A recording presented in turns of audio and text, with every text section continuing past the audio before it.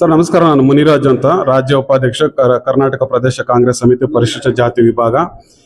ಸುಮಾರು ಏಪ್ರಿಲ್ 22ನೇ ತಾರೀಕು 2022ರಂದು ಆ ಧರ್ಮಸೇನ ಸಾಹೇಬರು ಕರ್ನಾಟಕ ಪ್ರದೇಶ ಕಾಂಗ್ರೆಸ್ ಸಮಿತಿ ಪರಿಶಿಷ್ಟ ಜಾತಿ ವಿಭಾಗದ ರಾಜ್ಯಾಧ್ಯಕ್ಷರಾಗಿ ಆಯ್ಕೆ ಆದರು. ಆವತ್ತಿಂದ ಇವತ್ತಿನವರೆಗೂ ಸಹ ಪ್ರತಿ ಜಿಲ್ಲೆ, ಪ್ರತಿ ತಾಲೂಕು, ಪ್ರತಿ ಬ್ಲಾಕ್ಗೂ ಸಹ ವಿಸಿಟ್ ಮಾಡಿದ್ದಾರೆ.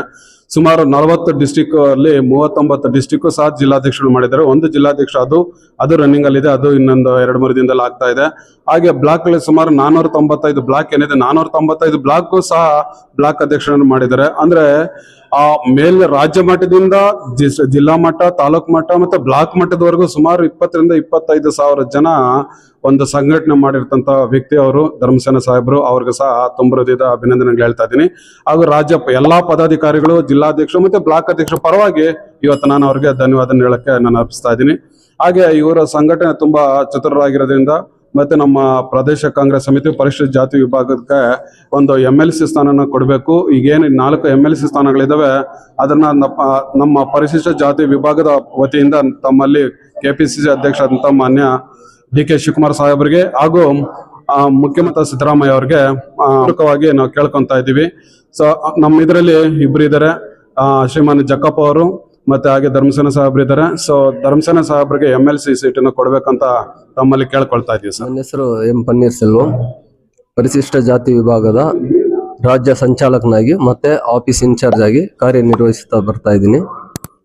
ಈ ದಿನ ನಮ್ಮ ರಾಜ್ಯ ಅಧ್ಯಕ್ಷರಾದಂಥ ಧರ್ಮಸೇನ ಅವರು KPCC ಪರಿಶಿಷ್ಟ ಜಾತಿ ವಿಭಾಗದಿಂದ ಏಪ್ರಿಲ್ 22ನೇ ತಾರೀಕು 2022ರಂದು ರಾಜ್ಯಾಧ್ಯಕ್ಷರಾಗಿ ಆಯ್ಕೆಯಾಗಿ ಕಾರ್ಯನಿರ್ವಹಿಸುತ್ತಾ ಬಂದಿದ್ದಾರೆ.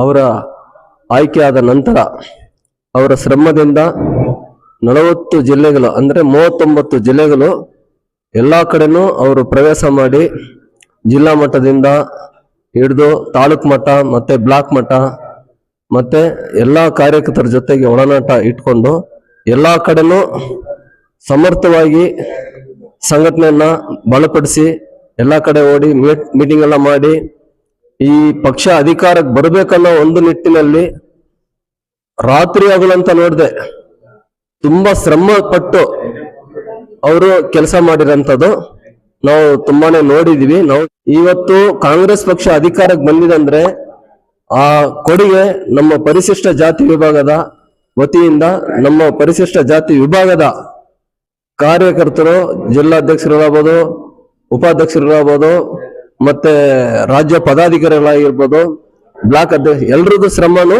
ಇದರಲ್ಲಿದೆ. ಅವ್ರನ್ನೆಲ್ಲಾನು ಶ್ರಮದಿಂದ ಕೆಲಸ ಮಾಡಿ ಅವರಿಂದ ಕೆಲಸ ಪಡೆದು ಇವತ್ತು ಸರ್ಕಾರ ಅಧಿಕಾರಕ್ಕೆ ಬಂದು 2 ವರ್ಷಗಳು ಆಗಿದೆ.